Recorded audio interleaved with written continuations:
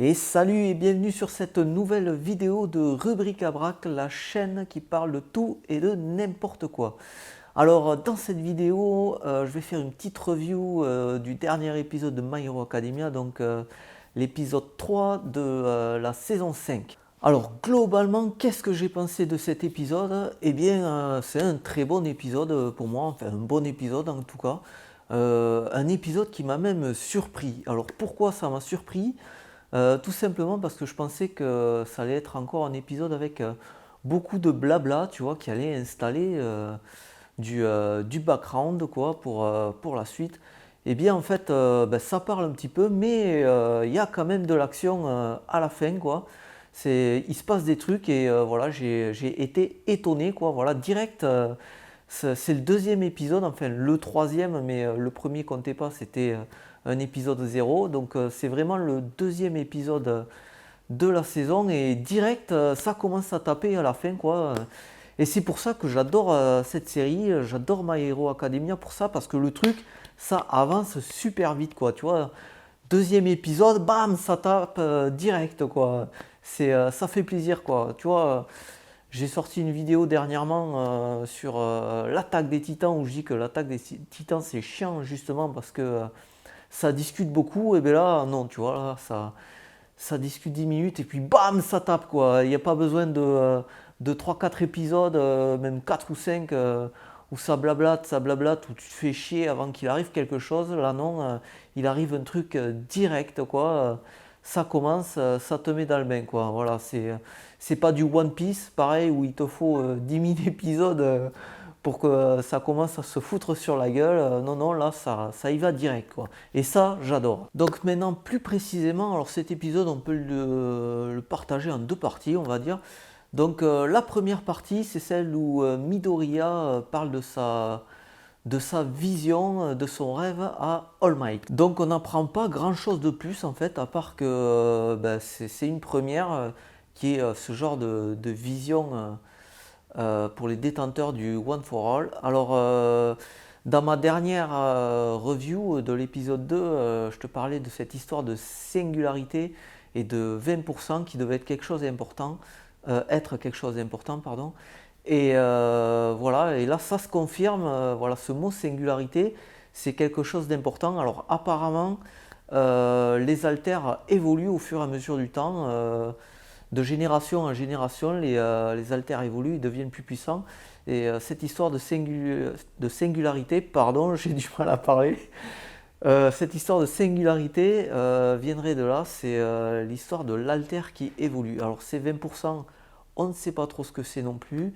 Bon, sans doute qu'on va l'apprendre dans les épisodes qui suivent, quoi.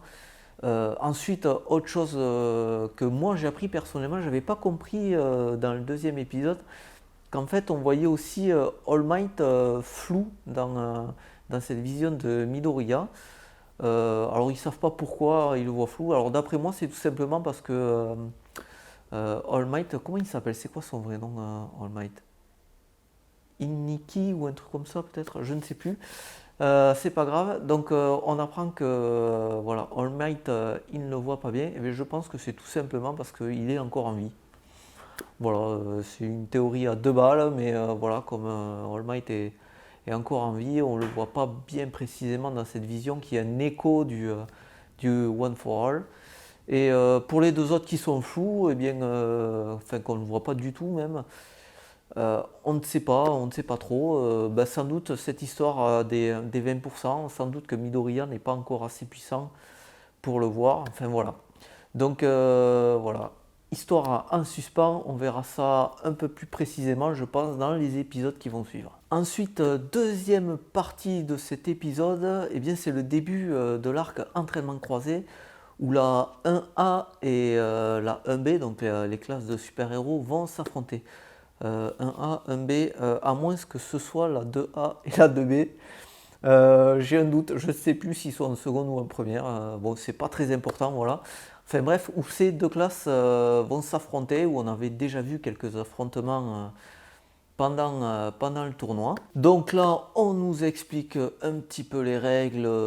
Donc ils vont se combattre par équipe de 4. Qu'est-ce qu'on apprend aussi?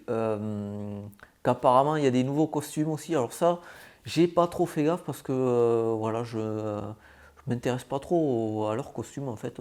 J'ai pas fait attention. Apparemment ils ont des nouveaux costumes. Sans doute. Voilà, s'ils le disent, c'est que c'est vrai. Il y en a qu'un que je retiens, c'est celui de Bakugo, en fait, que je trouve complètement stupide. Voilà, les grosses grenades sur les avant-bras, là, ça doit pas être du tout pratique pour se battre. Ça doit être super lourd en plus. Donc voilà, je trouve ça complètement idiot, en fait, comme costume. Mais bon, voilà, on n'est pas là pour parler de mode super héroïque, on est là pour parler de l'épisode. Donc ensuite, voilà, on apprend ces règles-là, qu'il faut capturer 4 personnes d'une équipe. Mais surtout, qu'est-ce qu'on apprend? Eh bien, on apprend qu'il y a l'élève de la filière générale qui s'appelle... Attends, je regarde mes notes. Il s'appelle Itachi Shinso, voilà. Donc Itachi qui va rentrer dans la filière héroïque et donc qui va faire cet entraînement avec les élèves des classes A et B. Et donc il sera une fois dans une des teams de la A et une fois dans une des teams de la B. Donc cet élève de filière générale Itachi qu'on connaît déjà parce qu'on avait vu dans l'arc où il y a le tournoi, je ne sais plus quelle saison c'est, mais on l'avait déjà vu et donc on connaît son alter qui est de pouvoir manipuler les personnes qui lui parlent. Alors là, dans cette saison, ils disent que c'est les personnes qui lui parlent, mais j'ai souvenir que dans l'autre saison où il affronte, c'était les personnes qui répondaient à ses questions, en tout cas qui lui répondaient. Donc voilà, petite subtilité. Alors peut-être que tout simplement son pouvoir a évolué. Tout, tous les alters ont évolué de toute façon dans cette saison, donc c'est peut-être pour ça. Ou alors je me plante complètement aussi. C'est juste quand on lui parlait aussi avant, mais bon voilà. Bref, son alter lui permet d'entrer dans le cerveau des gens et en gros de les manipuler. Et donc il nous fait un joli petit laïus où il expose ses motivations. Voilà, il veut devenir un héros. Et il s'oppose en tant que rival, voilà, un rival, un nouvel antagoniste, alors pas méchant, mais quelqu'un qui va provoquer une émulation, une envie de progresser aux autres, sans doute, et c'est intéressant. Alors pourquoi il a cette motivation? Ben, tout simplement parce que voilà, on voit dans le petit flashback que dans ce tournoi, dernièrement, là, en fait, il trouvait que son pouvoir c'était un peu de la merde, tout simplement. Voilà. Il n'aime pas trop son pouvoir, donc il veut le faire évoluer.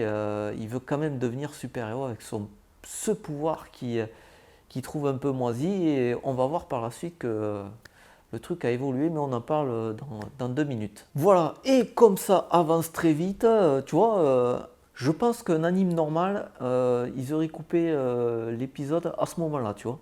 C'est n'importe quel un truc de One Piece ou Shingeki no Kyojin ou ce que tu veux. L'épisode il se serait terminé là, juste avant que cet entraînement, qu'on va plutôt qualifier de tournoi quand même, c'est un genre de petit tournoi en équipe. Et je pense qu'un animé normal aurait coupé là. Voilà, on t'aurait mis le cliffhanger, voilà, prochain épisode, le tournoi ou la petite compétition commence. Mais non, là, My Hero Academia, comme c'est un animé génial, eh bien, on continue et direct, on t'envoie sur une première confrontation entre deux équipes. Donc, bon là, vite fait, on découvre que la nana qui a le pouvoir de la grenouille, je me souviens plus, l'alter grenouille, comment elle s'appelle, je ne sais plus. Mais voilà, direct, on nous montre, tu vois, un petit pouvoir. Elle a le pouvoir de se camoufler maintenant. Intéressant pour la suite, voilà. Euh, c'est sympa, je trouve. Voilà, un petit truc comme ça. Alors, on peut la deviner, tu vois, elle n'est pas vraiment invisible comme justement la nana invisible, mais ça lui permet de se camoufler. Mais surtout, voilà, premier affrontement, donc voilà, ce gros bourrin qui apparaît avec l'alter Beast, si je me souviens bien, qui défonce et la nana grenouille et Eiichiro, voilà, je cherchais son nom, qui a le pouvoir de se durcir. Et d'ailleurs, j'espère qu'on va voir le fameux Red Riot Unbreakable. J'adore ce pouvoir. On l'a vu 2 fois dans la dernière saison, je l'ai trouvé tellement énorme, 30 secondes à chaque fois, mais j'ai trouvé ça formidable, j'espère qu'on va le revoir. En fait, je crois que c'est mon héros préféré en fait. Mais bref, on parlera ça une autre fois. Donc voilà, petite confrontation. Donc direct affrontement qui commence. Et là, qu'est-ce qu'on peut voir? La plus grosse des surprises en fait, c'est le nouveau pouvoir de Itachi. Alors pas vraiment un pouvoir en fait, c'est plutôt le matériel qu'il a, le masque qu'il a qui lui permet d'imiter la voix de ses adversaires. Et là, j'ai trouvé ça génial. Voilà, c'est vrai, le mec avait un pouvoir un peu pourri, on va pas se mentir. S'il suffit de pas lui parler, et voilà, il arrive rien. Et là, en fait, il a acquis une nouvelle capacité qui lui permet d'imiter la voix de ses adversaires et donc qui permet de manipuler comment dire, les équipiers de ses adversaires en croyant que c'est leur équipier qui parle. Je ne sais pas si je suis bien clair, mais je pense que si tu as vu l'épisode, tu dois comprendre. Et je trouve ça super intelligent en fait. Ça ouvre plus de portes. Voilà, tu vois, le mec avait un pouvoir un peu moisi. Mais en fait, avec cette nouvelle technique, il va pouvoir faire plein de nouvelles choses. Et c'est vraiment. Voilà, j'ai rien d'autre de plus à dire. C'est super intelligent, pardon. J'allais dire impressionnant. Impressionnant, non, mais intelligent, ouais, c'est vachement bien. Voilà, donc autant te dire que cet épisode m'a mis une grosse hype. J'avoue, je suis hypé de fou. Alors pourquoi? Eh bien tout simplement parce que cette perspective d'équipe de 4 entre les deux classes, en fait, ça va nous faire découvrir plein de trucs. On va voir des nouveaux pouvoirs, des nouveaux haltères, des nouvelles techniques. C'est, je suis sûr que ça va être énorme. Et puis surtout, on va voir aussi des nouvelles associations, voilà, des nouvelles équipes, des associations de pouvoir, des héros qui vont élaborer des stratégies grâce à leur pouvoir. Et ça, c'est super bien. Je me souviens particulièrement, je crois que c'était dans la saison 3, quand ils sauvent Bakugo, qu'ils associent leur pouvoir.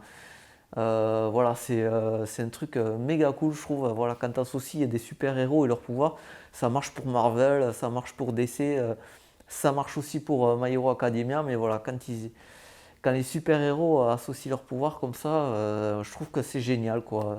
Ça fait des stratégies super bien trouvées et à chaque fois, tu es sur le cul. Donc voilà, moi je suis hypé de ouf. Il me tarde de voir ça. Il me tarde aussi de voir ce qui va se passer avec cette histoire de singularité. Alors, je sais à peu près, mais parce que j'ai lu quelques trucs qui traînaient par là. Mais voilà, je suis sûr qu'on va être super étonné.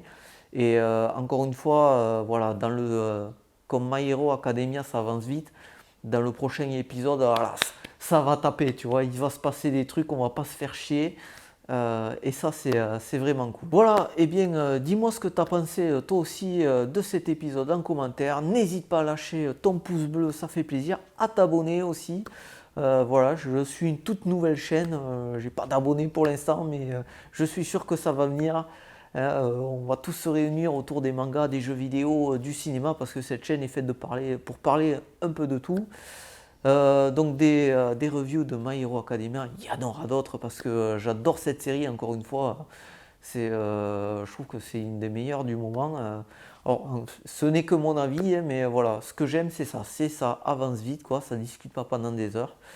Mais voilà, donc je t'invite à t'abonner à cette chaîne pour rien rater des autres reviews et des autres vidéos. Et en attendant la prochaine vidéo, je te dis à bientôt.